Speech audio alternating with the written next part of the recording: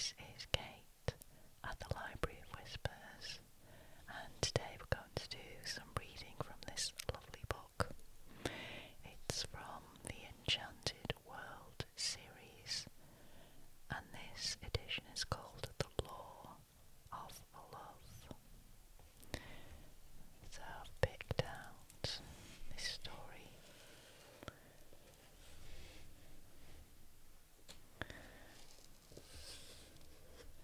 This is a Greek tale, and it's called A Groom for the Sea Lord's Daughter.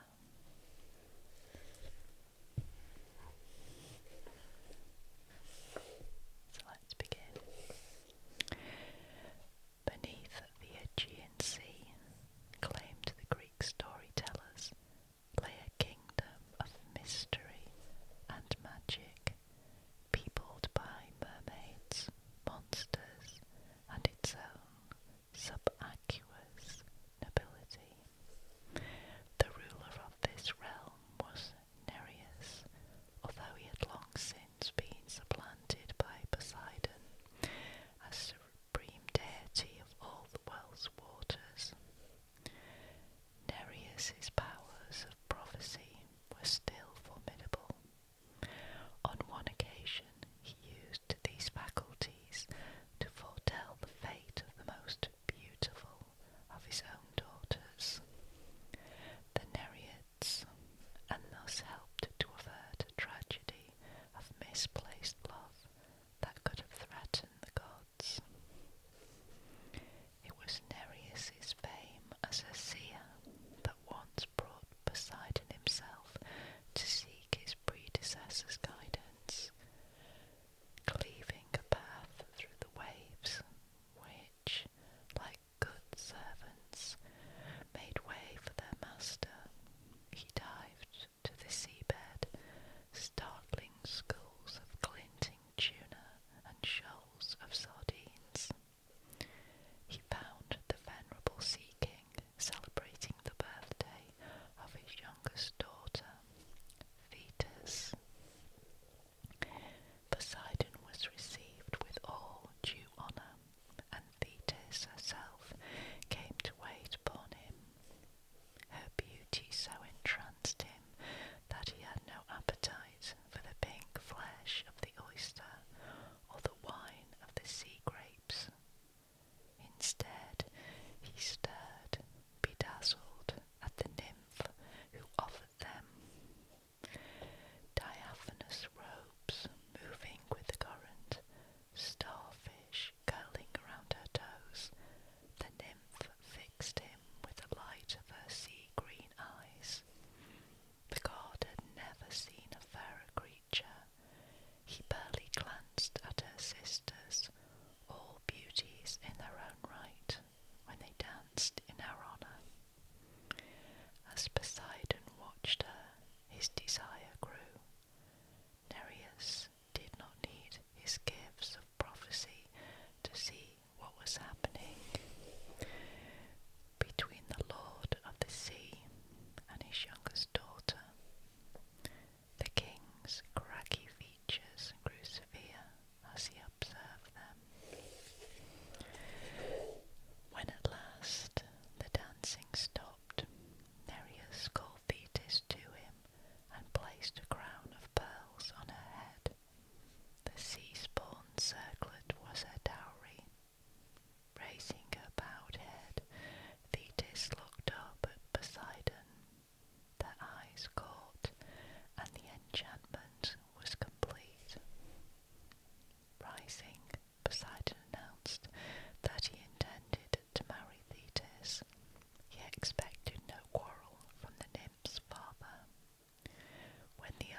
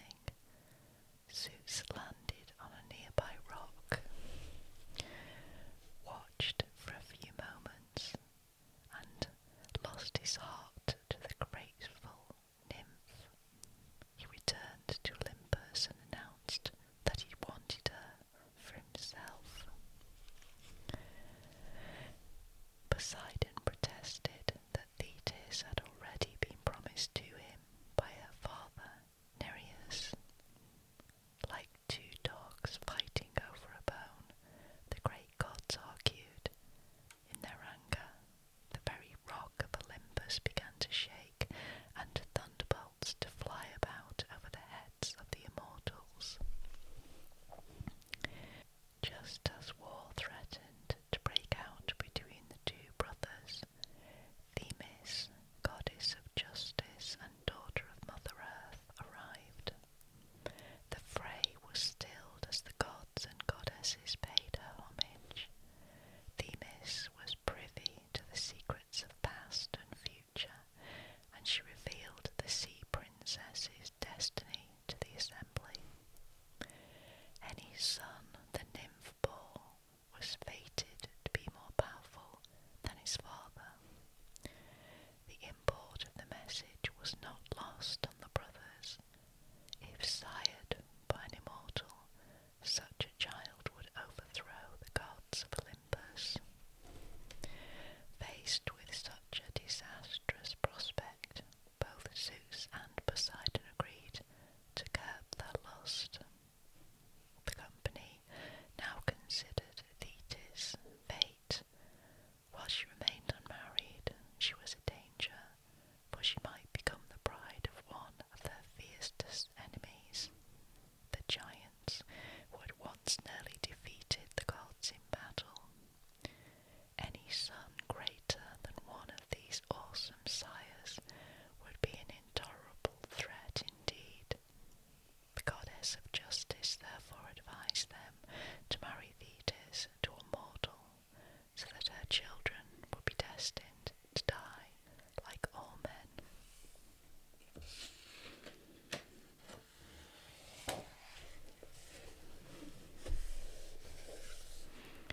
A youth named Peleus was chosen for the honour of becoming Thetis' husband.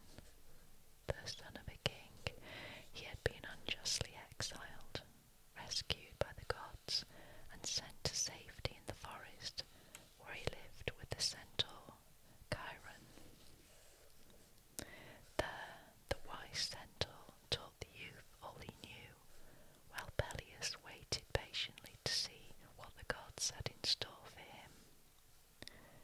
After a visit from Hermes, the Olympian messenger, Chiron sent Peleus to gather yellow sea poppies at the full moon. His pretext was the need for them in some healing salve. Approaching the shore, Peleus was drawn forward by the sound of musical voices and saw a group of young maidens dancing in a circle on the strand. One nymph, Thetis, was lovelier than all the rest. He watched, fascinated, dizzied with desire. A pause in the dance found him face to face with her. She gave a startled cry, then turned and fled into the sea. The centaur was not surprised when Peleus returned broken-hearted and without the poppies he had been sent to gather. He informed Peleus that the nymph he had seen and now loved had been chosen for him by the gods, but to win her he would have to undergo a test. The next night, as she danced on the shore, he was to catch her and hold her fast without letting go, no matter what happened. Peleus, his body hardened by a life of hunting and wrestling, readily agreed, thinking the slender nymph no match for him. As soon as Thetis appeared, Peleus, more in love with her than ever, caught her in his arms and held her tightly. But then the ordeal began. The maidens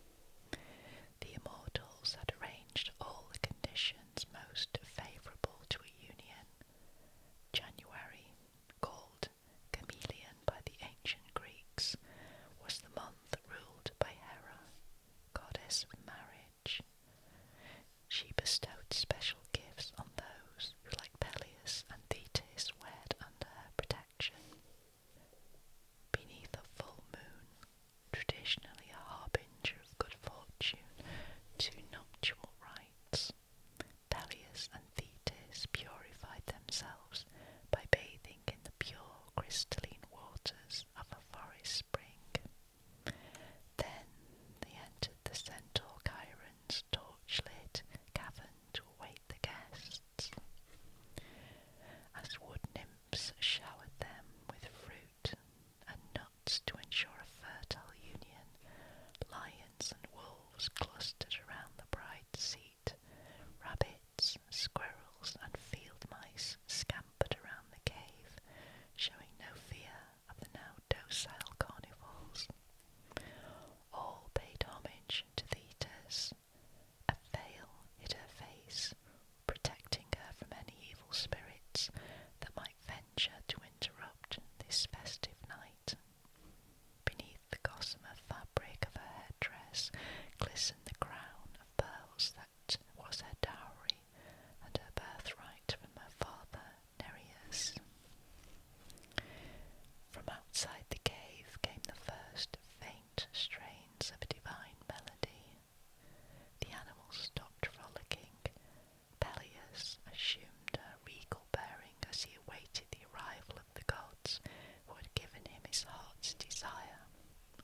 Zeus came first, then Hera. She bestowed a saccharine smile upon Thetis, her anger at the nymph seemingly forgotten. The trials Thetis was likely to endure as the wife of a mortal man and the mother of his children would be as great a punishment as Hera could wish to bestow on the woman who had so nearly stolen her husband. Lyre plucking Apollo and his twin sister Artemis, the virgin huntress, came next, accompanied by the goddess Pethio. All three were patrons of marriage. Without gentle Petho's aid, no match could succeed, for she ruled the delicate art of persuasion by which two souls were able to live as one.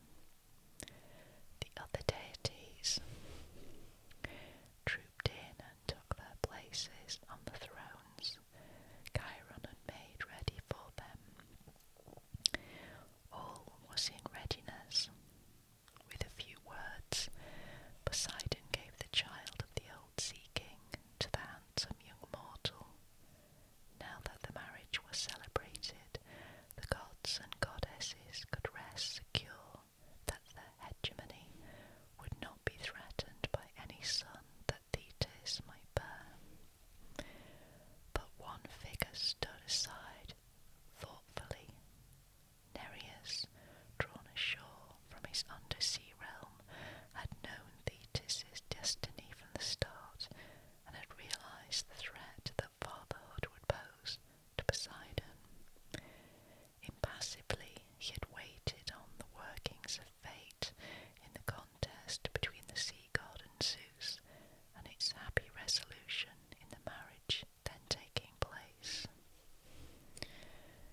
Yet he did not join in the merriment around him. Cursed with clairvoyance, Nereus was doomed to foresee, even in joyous times, the miseries that lay ahead. While the other guests gazed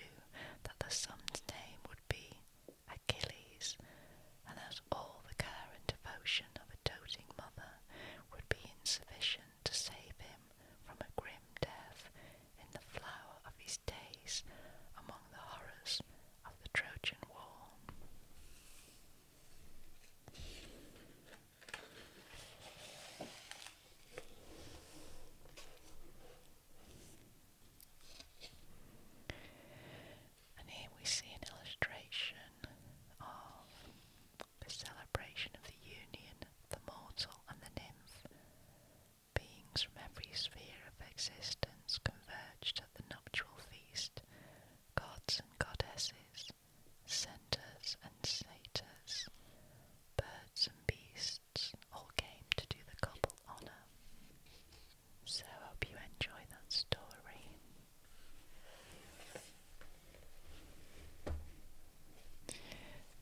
Let's take a look for another one to read to you.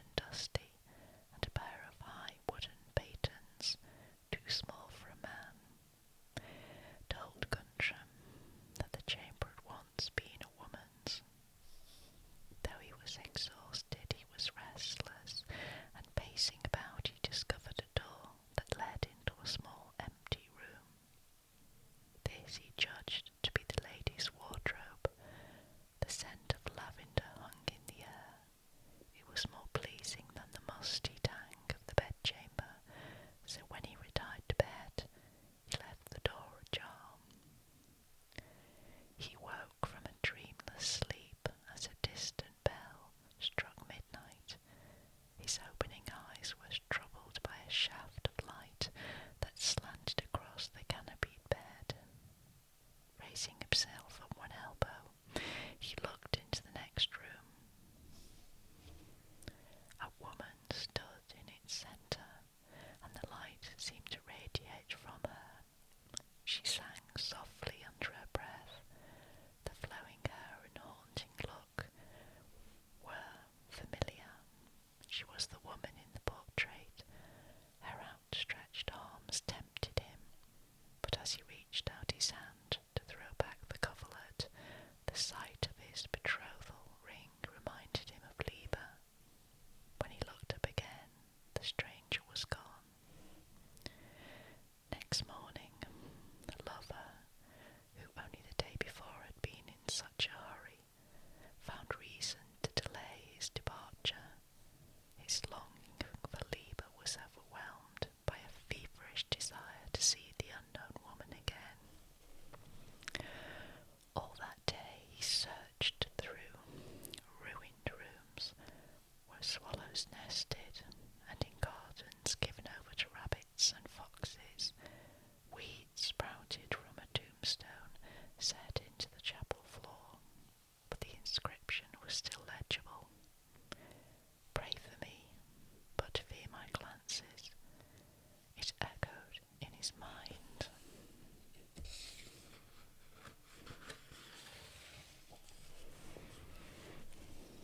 Like a warning.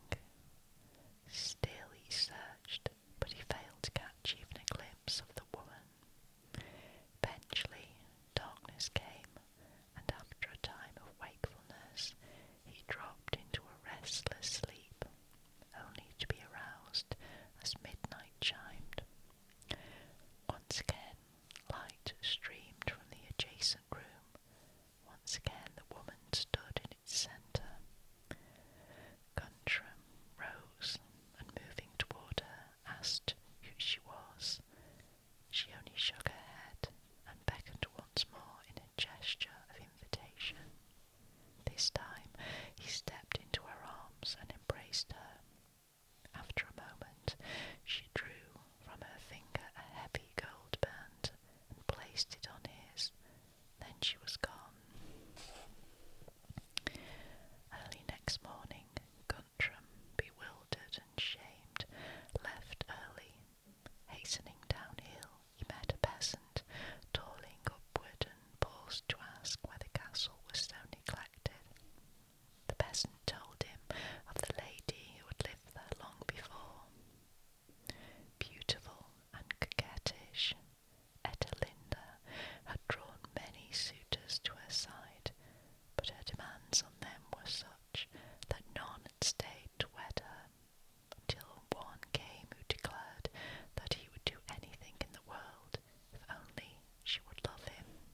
With a cruel smile, she challenged him to stand unarmed at a crossroads on Valbergisnacht, a time when wise mortals kept indoors, for it was then that witches gathered for their great sabbat. The youth's bloody limbs were found the next morning, scattered over the highway. Some said he was the victim of wolves, but his grieving mother knew it was the work of witches, and she cursed Etelinda. The girl sickened, and 9 days later died in agony. Folk whispered that her spirit knew no peace, but wandered the world until she found a man who could resist her gaze. All who succumbed to her embrace were doomed. Appalled, Guntram urged his